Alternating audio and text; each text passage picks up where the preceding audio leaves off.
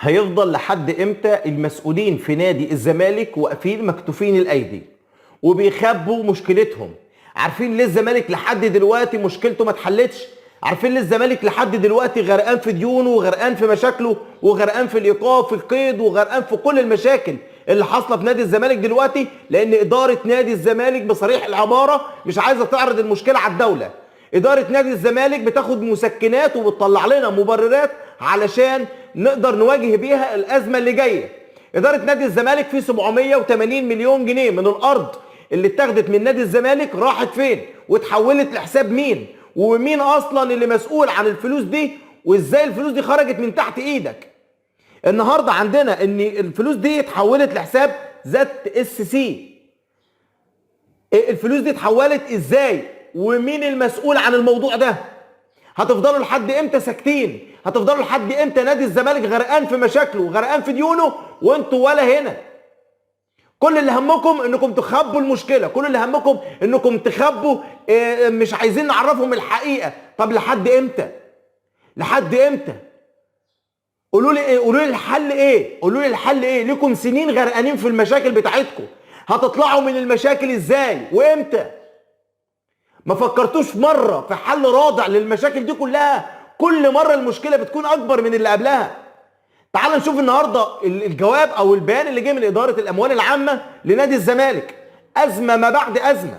النهارده نادي الزمالك بعد معاناه كبيره المفروض كان سلم الارض بنسبه 100%. الزمالك المنشآت اللي على الارض 2%. 2% من الانشاءات واخد 780 مليون.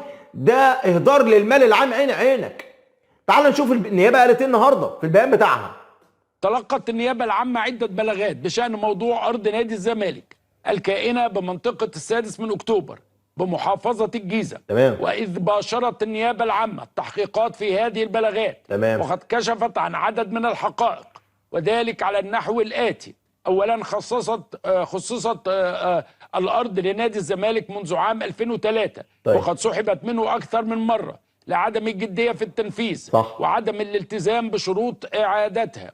وكان آخر سحب للأرض المخصصة في عام 2020. تمام. وأخيرا جرى إمهال النادي عامين لتنفيذ الإنشاءات بالكامل تنتهي في 3/4/2024. تمام. وبإجراء المعاينة من قبل هيئة المجتمعات العمرانية الجديدة تبين أن نسبة التنفيذ لا تتجاوز 2% فقط من إجمالي الإنشاءات. فتقدم النادي بطلب جديد لزيادة مساحة المباني مع طلب مدة تنفيذ أخرى. تمام. تمتد ل4 سنوات. فكان قرار الهيئة ضرورة الحصول على موافقة رئاسة الجمهورية. صح. لعدم التزام النادي بشرط إتمام البناء في المدة الممنوحة من قبل الرئاسة. تمام. والتي تنتهي في 3/4/24. ثانيا، قبل صدور موافقة الرئاسة أو صدور تراخيص بالإنشاءات من هيئة المجتمعات العمرانية الجديدة. تمام. قام النادي ببيع أجزاء من المباني قبل إنشائها إلى جهات رسمية تعد أموالها من الأموال العامة. تمام. ونشاطها بعيد عن النشاط الرياضي للنادي. تمام.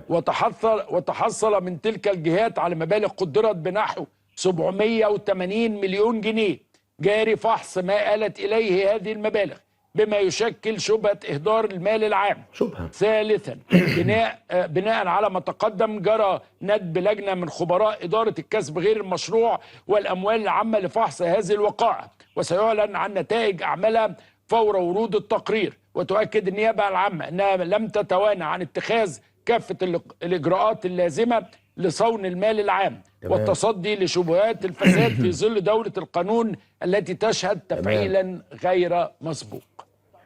ما تقولش شبهة لإهدار المال العام، ده إهدار للمال العام.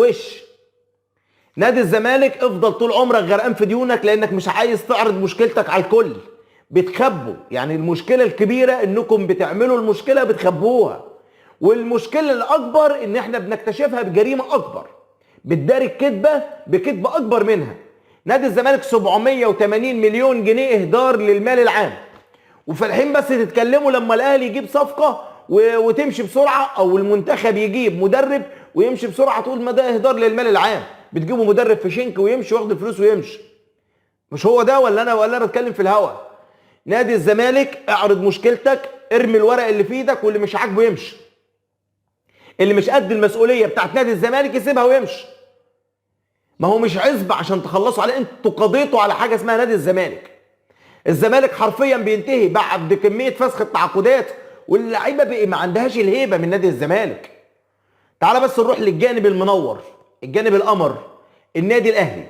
النادي الاهلي النهارده ديانج عايز 2 مليون دولار للتجديد للنادي الاهلي، وده طلب مرفوض تماما. والاهلي خلاص قرر ان يا اما ديانج يكمل معانا للصيف يا اما يمشي وببلاش، او يجي له عرض بقى ايه، يدور على عرض كويس بال 2 مليون دولار اللي هو عايزهم. يا اما يكمل معانا للصيف يا اما ديانج يمشي، ويلا يا عم الباب يفوت 100 جمل. الاهلي ما بيوقفش على حد، لا الاهلي قبلك كان واقف ولا بعدك هيقف. انت مجرد ترس في دايره بتحركها، مشيت هنجيب ترس غيرك ويكون افضل كمان، هتكمل معانا فوق دماغنا من فوق، غير كده مع السلامه. مش انت اللي تحط شروط للاهلي، لو انت مش لابس تيشيرت الاهلي ما كانش حد هيفكر فيك. وجرب بعد ما تمشي من الاهلي وتخلع التيشيرت بتاع الاهلي، جرب السعر بتاعك هيكون كام، وانت تطلب كام، ووكيلك اللي بيتشرط وبيرفع صباعه لانك لابس تيشيرت غالي جدا. وافتكرها الكلمه دي. وخلاص النهارده الاهلي بنسبه 90%، حامد حمدان 50 مليون والدنيا هتولع. طبعا الاهلي والزمالك والمزايده والمناصه، وان شاء الله الصفقه تكون محسومه للنادي الاهلي. بتروجيت النهارده حط صفقه تعاقد 50 مليون جنيه لحامد حمدان. شكرا جدا لحضراتكم، شكرا جدا انكم كملتوا لنهايه الفيديو. ما تنسوش لايك الفيديو واشتراك في القناه وتفعيل جرس الاشعارات، والى اللقاء.